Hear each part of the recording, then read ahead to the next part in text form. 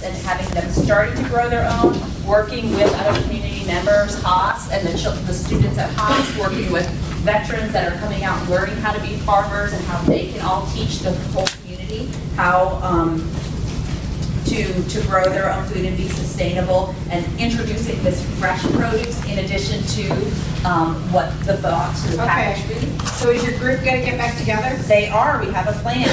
Okay. You want to go with that? Yes. Tell us that, and then tell us what you need from the whole group. We're going to get back together. We've got, there's an invite to the food pantry on the 30th at 10 a.m. in Hawai State where we can learn more. There's also their natural disaster meeting, second Wednesdays at 10 a.m. And there is a block party on the 23rd. So those are our target points. We're also going to work on getting them a Facebook page to develop that. We're going to give them a tax write-off sheet so people can donate and then they can get a little tax write-off. We're going to work on public service announcements so that we can direct these to these events that are coming up over the next 30 days. Okay. And do you need anything from this group? Fresh produce, contacts, anything, especially in the Kuna, lower Kuna area. One-offs from communities, farmers that have seconds and they don't know what to do with them. We have a resource where they can get those. Okay. And the master sheet to Kristen. I know how to grow a food garden, get in a backyard or in a community garden, and they know what to do with it post-harvest. So this includes like how to cook it, how to preserve it, how to trade with it. So that sort of led into a more concrete vision about our step towards the sharing. We talked a lot about like on a cultural, social level, getting back to knowing how to share and talk to each other. So one idea we came up with was to brainstorm and for our next meeting to look at how we would set up a weekly share, going to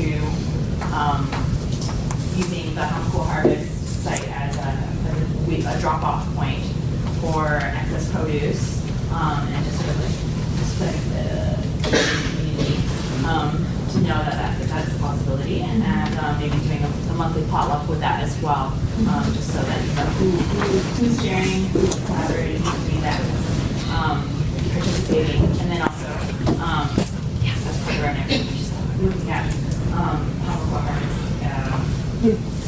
the area there for where a potential community garden site might be. And when is your next meeting? October 24th, lunch, doing potluck. Gotcha. All right. Economic development value add over there? To implement a process to bring together resources, experts, and infrastructure to create local food-related businesses that employ people with living wage jobs. Our next steps are to reconvene in 45 days, mid-November, to further drill down into the value-added processing needs and resources. So we're going to do some research between now and then about all that. And also about the business incubator model. We're thinking both sides of the island for that endeavor. And each of us will bring one new potential member to that meeting in mid-November. And I don't want to speak for everyone in our circle. I do like your new headdress.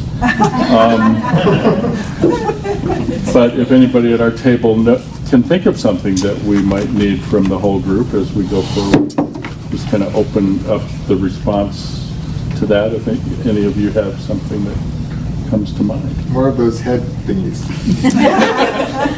October is pollinator month, so I'm thinking ahead. Don't pollinate,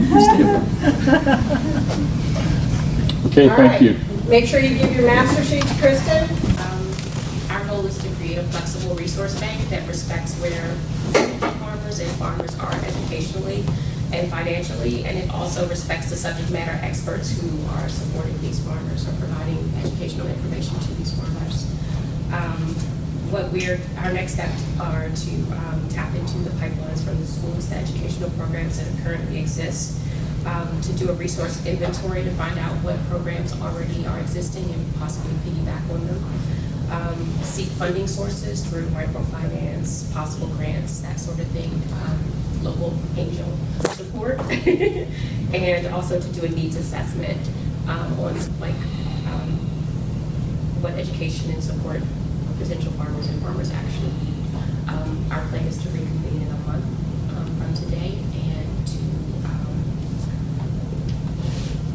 have answers to the further investigation, things that we require. If anyone has any of this information in this group, as far as the pipeline from the high schools or any of the schools or any existing educational resources for the farmers, we definitely welcome that.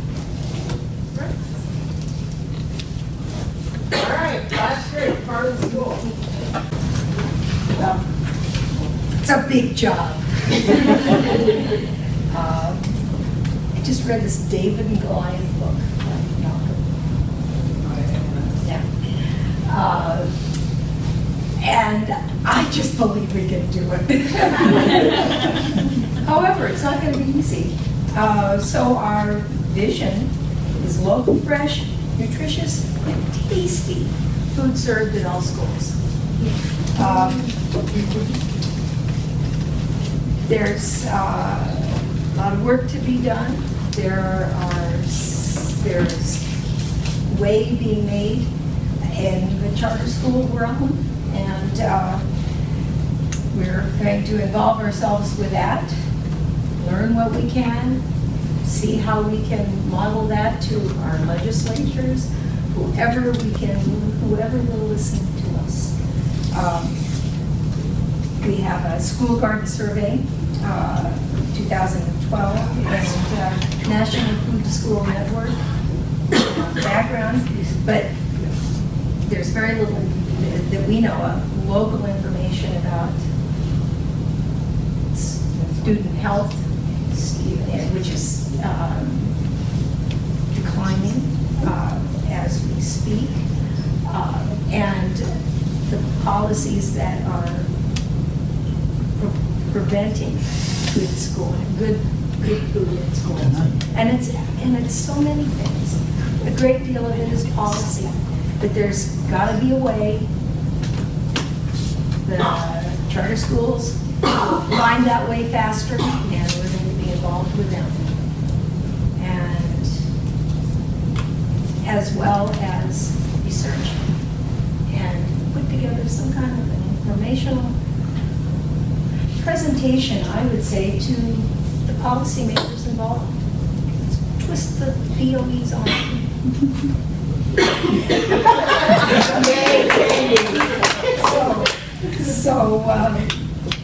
And we have lots of allies. We do. As we listed our partners, we got lots of them. And we just need to stay in touch, each contribute where we can, put this together, involve ourselves with the charter school movement, and stay in touch with the culinary schools, with other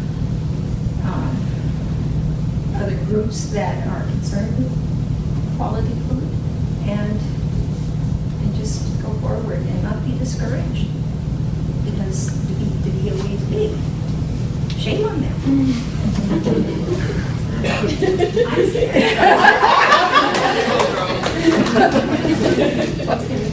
So, anything you need from this group, their support, right? Yes.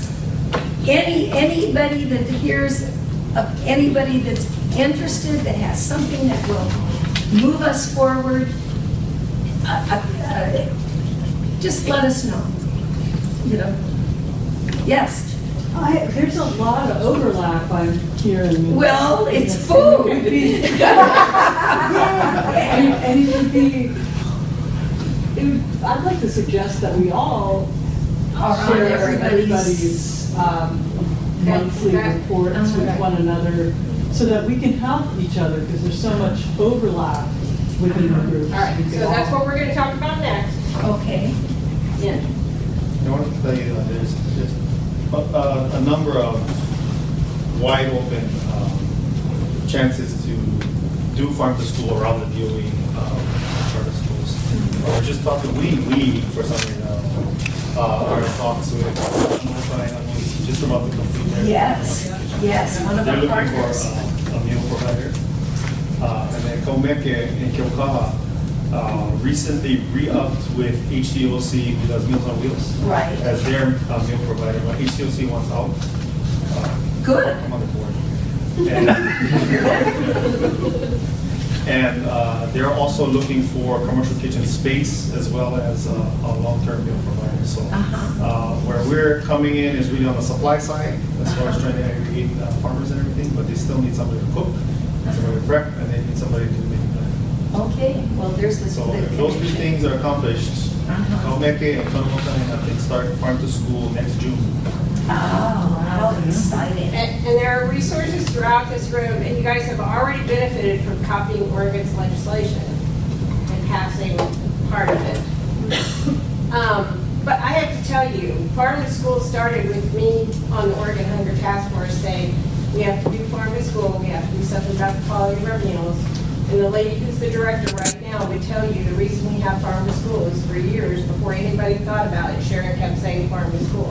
So the thing is, it's the power of everybody, and it's a lot of moms in Nikes in Oregon and sandals who got their schools to do the right thing. I absolutely. And that's exactly what you have to do. But now, the allies we have is the public health folks and private practitioners of all kinds. They've become allies to us. So, you know, look for all your allies, because you can make the change. And who is everybody talks about the big bad contractor, who is it? DOD. Yeah, but no. Is DOD the one that provides meals? Yes. That provides produce. They provide the meals, they're the ones that control school lunch first. DOD provides the meals? It's the Department of Education. But it's procured through DOD. They do a lot of it, but not all of it, I don't. But I gotta tell you, Cadets have buckled under in Oregon and changed their ways because we made them. Yeah, and they're starting, So, they're starting to get the pressure. and DOD's gotten a lot of pressure in Oregon and Washington to bring us the right food.